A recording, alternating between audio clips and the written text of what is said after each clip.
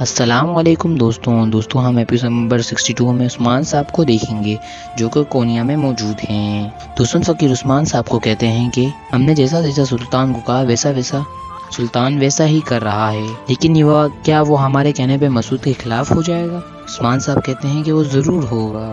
سلطان اب فی الحال جوان ہیں لیکن وہ بہت پھرتیلا ہے۔ میں نے انہیں جو بھی کہا انہوں نے اس بات کو بہت ہی غور سے سنا اور اس بات کے بارے میں سوچا۔ اگر ان کو میری بات پہ یقین نہ ہوا پھر بھی ان کو تھوڑا شک ضرور ہوگا۔ ہم ہوں یا منگول ہوں انہیں ان بات سے کوئی فرق نہیں پڑتا، انہیں بس سلطان مسعود کو مارنے کا حکم دینا چاہیے اور اسی طرح ہم سلطان مسعود تک پہنچ جائیں گے اور ان سے پہلے ہم سلطان مسعود کو حاصل کر لیں گے۔ اگر سلطان مسعود دوبارہ تخت پر بیٹھتا ہے تو کونیا ہمیں آگے فتوحات کرنے سے نہیں روکے گا بلکہ وہ ہماری مدد کرے گا۔ اس کے بعد ہم سلطان علاء الدین کو دیکھیں گے۔ وہ وزیر کو کہتا ہے کہ میرے چچا کہتے تھے کہ ہر چیز ریاست کے لیے ہوتی ہے، جس جنگ میں خون شامل نہ ہو وہ جنگ نہیں ہوتی بلکہ وہ بچوں کا کھیل ہوتا ہے۔ پھر وہ اپنے چچا کو سلطان مسعود کو بانسی دینے کا حکم جاری کرتے ہیں۔ وہ کہتا ہے کہ میرا چچا مسعود جب تک زندہ رہے گا تو میرے لیے مصیبت بنا رہے گا، آج نہیں تو کل منگول اسے میرے خلاف ضرور استعمال کریں گے۔ اس کے بعد ہم وزیر کو دیکھتے ہیں جو کہ اپنے سارے سپاہیوں کو کہتا ہے کہ تمام وفادار سپاہیوں کو جمع کر لو، جب ہمارا یہ مسئلہ حل ہو جائے گا تو ہم سلطان مسعود کو مار لیں گے، جلدی سے کالی کوئی والی حویلی میں چلو۔ اور یہ باتیں برہان سب چھپ کر سن لیتا ہے۔ اس کے بعد ہی برہان سیدھا عثمان صاحب کے پاس پہنچتا ہے اور بتاتا ہے کہ سلطان مسعود کو کالی کوئی والی حویلی میں رکھا ہوا ہے جناب۔ عثمان صاحب کہتے ہیں کہ بہت خوب برہان، اب ہم جانتے ہیں کہ سلطان مسعود کہاں پر ہے، ہمیں فتح حاصل کرنے کے لیے انہیں بچانا ہوگا لیکن پہلے ہمیں محتاط رہنا ہوگا۔ عثمان صاحب وہاں سے چلنے لگتے ہیں تو دوسرے فقیر کہتے ہیں کہ پھر علاء الدین کا کیا ہوگا؟ عثمان صاحب انہیں کہتے ہیں کہ میں اپنے بیٹے علاء الدین کو بھی بچا لوں گا، دوسرے فقیر آپ فکر نہ کریں، آپ اس محل میں اکیلے نہیں ہوں گے۔ علاء الدین کے پاس فوجی کے روپ میں ترہان وہیں پر موجود ہے اور سامی بھی سلطان مسعود پر نظر رکھے ہوئے ہے۔ عثمان صاحب اپنے سپاہیوں کے ساتھ دوسرے فقیر کو وہیں پر چھوڑ کر چلے جاتے ہیں۔ اس کے بعد ہم دیکھتے ہیں کہ عثمان صاحب کے جانے کے بعد دوسرے فقیر کے پاس دونوں آتے ہیں قتل کرنے کی نیت سے اسی کمرے میں۔ بہندر کہتا ہے کہ عثمان صاحب کہاں پر ہیں؟ اس پر دوسرے فقیر کہتے ہیں کہ بہندر صاحب آپ کو اس سے کیا مسئلہ ہے؟ بہندر جواب دیتا ہے کہ مجھے تو کوئی مسئلہ نہیں، میں تو بس ان سے کچھ بات کرنا چاہتا تھا، لیکن اصل میں وہ عثمان صاحب کو قتل کرنے کی نیت سے یہاں پر آیا تھا کیونکہ اسے اسمیان سلطانہ نے حکم دیا تھا۔ لیکن بہندر جب دیکھتا ہے کہ عثمان صاحب یہاں پر نہیں ہے تو وہ اپنے سپاہیوں کے ساتھ واپس چلا جاتا ہے۔ اور اس کے بعد ہم آلکن خاتون کو دیکھیں گے جو کہ پیاز کاٹ رہی تھی اور ان کی آنکھوں سے آنسو نکل رہے تھے۔ اسمیان سلطانہ کے بارے میں بری باتیں کر رہی تھی۔ وہ کہتی ہے کہ اسمیان سلطانہ کو کیا مجھ پر ہی غصہ کرنا تھا، میرا تو نصیب ہی ایسا ہے کہ مصیبت مجھے ہی ڈھونڈ لیتی ہے۔ اور دوسری طرف وہاں پر جرکتائے کھانے کی تلاش میں وہاں پر آ جاتا ہے۔ آلکن خاتون پیاز کر رہی تھی اس لیے ان کی آنکھوں سے آنسو آ رہے تھے، اور لیکن جرکتائے کہتا ہے کہ سلطانہ نے ان کے ساتھ اچھا نہیں کیا اس لیے وہ رو رہی ہیں۔ وہ اپنا ایک رومال نکال کر انہیں دے دیتا ہے اور کہتا ہے کہ بس اب رونا بند بھی کر دو، اور کہتا ہے کہ میں وقت آنے پر تمہارا بدلہ اس خاتون سے ضرور لوں گا۔ لیکن آلکن خاتون کہتی ہے کہ تم پاگل ہو جرکتائے، میں اسمیان سلطانہ کی وجہ سے نہیں رو رہی، میں تو پیاز کاٹ رہی تھی، بس ایک بار عثمان صاحب آ جائیں وہ خود ہی اسمیان سلطانہ سے بدلہ لے لیں گے۔ پھر وہ کہتی ہے کہ جرکتائے مجھے پتا ہے کہ تم کھانا کھانے کے لیے یہاں پر آئے ہو، وہاں پر کھانا پڑا ہے تم کھا سکتے ہو۔ جرکتائے کہتا ہے کہ اگر وہ اسمیان سلطانہ کی وجہ سے نہیں رو رہی شاید یہ مجھ سے محبت کرتی اس لیے رو رہی ہے۔ وہ اس لیے آلکن خاتون کو باجی بول دیتا ہے۔ باجی کہنے پہ وہ آلکن خاتون سے بہت غصہ کر جاتی ہیں، وہ جرکتائے کو کھانا بھی نہیں دیتی اور اسے باورچی خانے سے بھی بھگا دیتی ہے۔ اس کے بعد ہم مرمراجک کے قلعے میں آلجیجک کو دیکھتے ہیں۔ وہ بھی آگ تیمور کے بارے میں ہی سوچ رہی تھی۔ وہ کہتی ہے کہ آگ تیمور کاش پہ جیسا ہو جائے۔ اس پر اسما کہتی ہے کہ اس بارے میں مت سوچو آلجیجک، تم نے ہی آگ تیمور کو ایسا بنایا ہے، تم نے ہی آگ تیمور کے ساتھ بہت غلط کیا ہے۔ لیکن آلجیجک کہتی ہے کہ مجھے معلوم ہے وہ کہ ایسا نہیں ہے، وہ کسی کو بھی نقصان نہیں پہنچاتا، لیکن مجھے پتا ہے کہ میں نے اسے تکلیف پہنچائی ہے اور میں نے اس کا دل بھی توڑ دیا ہے۔ اس کی یہ سب باتیں باہر آلکن خاتون کھڑے ہو کے سن رہی تھی۔ اس پر اسما کہتی ہے تمہارا کوئی قصور نہیں ہے آلجیجک، اگر وہ تم سے محبت کرتا ہوگا تو وہ تمہیں کبھی واپس نہ بھیجتا۔ کاش کہ میں نے انہیں بینگی خاتون کو اس دن کمرے میں بند نہ کیا ہوتا۔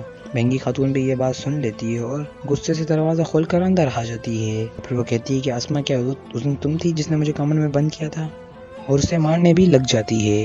پھر اسما اس سے معافی مانگتی ہے کہ بینگی خاتون مجھے معاف کر دیں، لیکن بینگی خاتون کہتی ہے کہ میں تمہیں اپنے قلعے اور قبلے پہ نہیں دیکھنا چاہتی، تم یہاں سے دفع ہو جاؤ، تم یہ جگہ چھوڑ کر کل سے چلے جاؤ گی، کل سے تم مجھے نظر نہ آنا۔ اس کے بعد ہم ایناگول قلعے میں ترکس صاحب کو دیکھتے ہیں۔ ترکس صاحب اپنے آپ سے بات کر رہے تھے اور کہتے ہیں کہ میرا مسئلہ ملکیت نہیں ہے، ورنہ اس قلعے میں رہنا مجھے پریشان نہ کرتا۔ وہ اللہ سے مدد مانگتا ہے اور کہتا ہے کہ یا اللہ میری مدد فرما اور مجھے سیدھا راستہ دکھا۔ میں شیخ ادب علی وہاں پر پہنچ جاتے ہیں تو ترکس صاحب بہت ہی خوش ہو جاتے ہیں، شیخ ادب علی کو خوش آمدید کہتے ہیں۔ ترکس صاحب انہیں بیٹھنے کا کہتے ہیں، لیکن شیخ ادب علی کہتے ہیں کہ ترکس صاحب یہ بیٹھنے کا وقت نہیں ہے، دشمن نے ہمیں کس طرح چاروں طرف سے گھیر دیا ہے، یہ دیکھنے کا وقت بھی نہیں ہے۔ اس پر ترکس کہتا ہے کہ شیخ ادب علی آپ ہی دوسروں کی طرح باتیں کر رہے ہو۔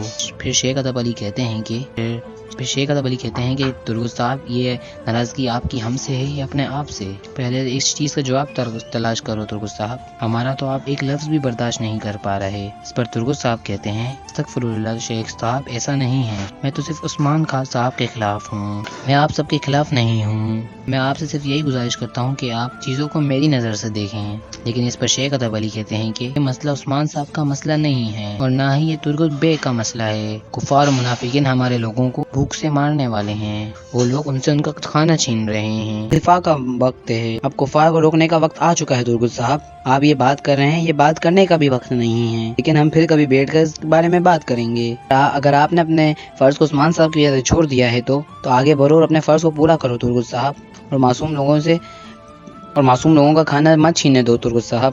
اور یہ کہنے کے بعد شیخ ادب علی وہاں سے چلے جاتے ہیں۔ اور تو پھر ترکس صاحب کہتا ہے کہ میری دشمنی بلے کسی سے نہ ہو، لیکن میں کبھی بھی ترکمانان کا کہانا کسی اور کو نہیں لینے دوں گا میرے شیخ۔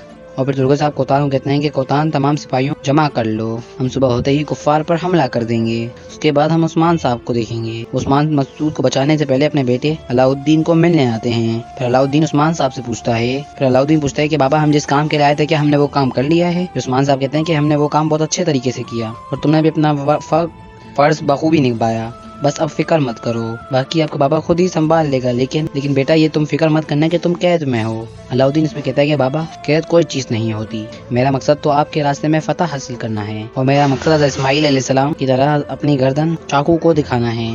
اور پھر کہتا ہے کہ بابا آپ اپنا کام پورا کریں اور میں شہید ہونے کے لیے تیار ہوں، لیکن عثمان صاحب کہتے ہیں کہ تم اللہ کی طرف سے میرے لیے تحفہ ہو میرے بیٹے، لیکن تم فکر مت کرو، میں تمہیں یہاں پہ چھوڑ کے مت نہیں جاؤں گا، لیکن اگر تمہیں کچھ ہو گیا تو میں اس جگہ کو تباہ کرنے کے لیے واپس آؤں گا۔ اسی طرح ہم یعنی حویلی میں دیکھیں گے برہان ملون خاتون کو کہتا ہے اماں ہمیں اگر کھانا نہ ملا تو ہم پھر کیا کریں گے؟ لیکن ملون خاتون کہتی ہے کہ بیٹا تم ایک سردار کے طور پر ایک سوال نہیں پوچھ سکتے، ایک سردار سب سے پہلے اپنی قوم کا دیکھتا ہے، اپنی چالوں کی منصوبہ بندی کرنا، تک کہ اس نے کوئی منصوبہ بندی بھی تیار نہیں کی پھر بھی وہ اس بات کو ظاہر نہیں کرتا۔ یہ تمام باتیں بالا خاتون بھی سن لیتی ہے جو ابھی اسمیان سلطانہ کو واپس مل کر آئی تھی۔ ملون خاتون کہتی ہے کہ ایک سردار کو کبھی بھی عوام یا اپنے سپاہیوں کے سامنے مایوسی کا اظہار نہیں کرنا چاہیے میرے بیٹے، پھر سردار کو ایک ہمیشہ رہنما کے طور پر اپنے سپاہیوں کی رہنمائی کرنی چاہیے، تمہارے سپاہی تم سے ہی طاقت لیتے ہیں، پھر آگے جا کے جب تم سردار بن جاؤ گے ہمارے سامنے بہت سے امتحانات آئیں گے۔ بالا خاتون بھی یہ سب باہر کھڑے ہو کے سن رہی ہوتی ہے، اسے اسمیان سلطانہ کی باتیں یاد آنے لگتی ہیں جب اسمیان سلطانہ نے یہ کہا تھا کہ ملون خاتون ایک سردار کی بیٹی ہے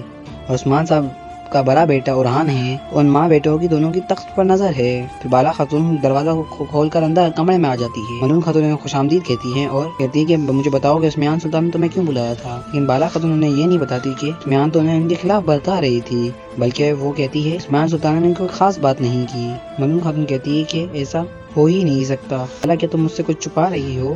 بالا خاتون کا رویہ بھی کچھ چینج ہو گیا تھا اور وہ کہتی ہے کہ میرے پاس بتانے کے لیے کچھ نہیں ہے۔ تو دوستو آج کے ایپیسوڈ کے لیے اتنا ہی، ملتے ہیں اگلی ویڈیو میں، تب تک کے لیے اپنا خیال رکھیے گا۔ اگر آپ نے چینل کو لائک نہیں کیا، سبسکرائب نہیں کیا، شیئر نہیں کیا تو تینوں چیزیں آپ کر لیں۔ ملتے ہیں اگلی ویڈیو میں، تب تک کے لیے اللہ حافظ۔